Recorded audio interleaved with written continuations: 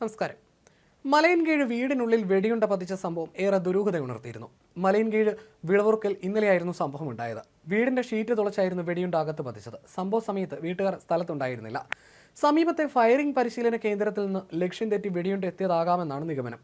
സമാന രീതിയിൽ സമീപത്തെ വീടുകളിൽ മുൻപും വെടിയുണ്ട പതിച്ചിട്ടുണ്ട്. സംഭവത്തിൽ മലയൻകീഴ് പോലീസ് അന്വേഷണം ആരംഭിച്ചു. പുറത്തുപോയി മടങ്ങി വന്ന കുടുംബം തിരിച്ചെത്തിയപ്പോഴാണ് ഹാളിലെ സോഫയിൽ വെടിയുണ്ട കണ്ടത്.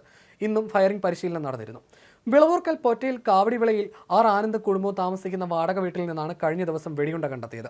ആനന്ദും ഭാര്യ ശരണ്യയും മകൾ സഞ്ജനയും കൊണ്ട് രാവിലെ പൂജപ്പുരയിലെ ആശുപത്രിയിൽ പോയിരുന്നു. ഉച്ചയ്ക്ക് 1:30 മണിയോടെ ഇവർ തിരിച്ചെത്തിയപ്പോഴാണ് വീട്ടിലെ ഹാളിലിട്ട സോഫയിൽ വെടിയുണ്ട കിടക്കുന്നത് ശ്രദ്ധയിൽപ്പെട്ടത്.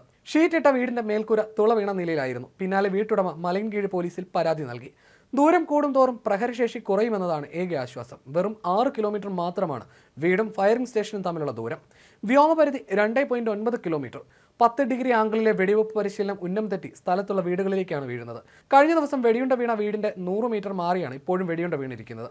മലയൻകീഴ് CIയുടെ നേതൃത്വത്തിലുള്ള സംഘം സ്ഥലത്തെത്തി വെടിയുണ്ട കൊണ്ടുപോയി. കുറക്കോണം CSI പള്ളിക്ക് സമീപത്തു നിന്നാണ് രണ്ടാമത്തെ വെടിയുണ്ട കണ്ടെത്തിയത്. തുടർച്ചയായി വെടിയുണ്ട കണ്ടെത്തുന്ന സംഭവം പ്രദേശവാസികളെ ആകെ ആശങ്കയിലാഴ്ത്തിയിരിക്കുകയാണ്. ഇതിനു മുൻപ് പലതവണ ഈ പ്രദേശത്ത് നിന്നും വെടിയുണ്ട കണ്ടെത്തിയിട്ടുണ്ടെന്നും കുട്ടികൾ ഉൾപ്പെടെ ഭയത്തോടെയാണ് കഴിയുന്നതെന്നും നാട്ടുകാർ പറയുന്നു. സമീപത്തെ വീട്ടിൽ ഉൾപ്പെടെ ഈ പ്രദേശങ്ങളിൽ മുൻപും സമാന രീതിയിൽ വെടിയുണ്ടകൾ കണ്ടെത്തിയിട്ടുണ്ട്.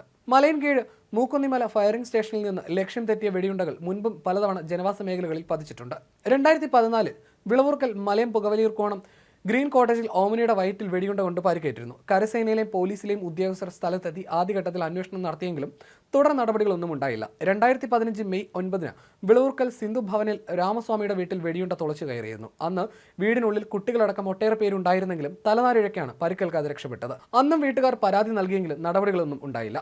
2018 നവംബർ 20 പൊറ്റയിൽ കാവടിവിള ശ്രീവോദയത്തിൽ അജിത്തിന്റെ വീട്ടിലെ ജനൽ ചില്ല് തകർത്തുകൊണ്ട് വെടിയുണ്ട കിടപ്പുമുറിയിലെത്തി. മുക്കുന്നിമലയിലെ സേനാ വിഭാഗം ഉപയോഗിക്കുന്ന വെടിയുണ്ടയാണിതെന്ന് സ്ഥിരീകരിച്ചെങ്കിലും ഇതിലും തുടർ നടപടിയുണ്ടായില്ല. ഈ വീടിന് സമീപമാണ് കഴിഞ്ഞ ദിവസം വെടിയുണ്ട പതിച്ചത്. പോലീസിന്റെ കരസേനാ വിഭാഗത്തിന്റെയും എയർഫോഴ്സിന്റെയും പരിശോധനകൾ പ്രദേശത്ത് നടക്കും.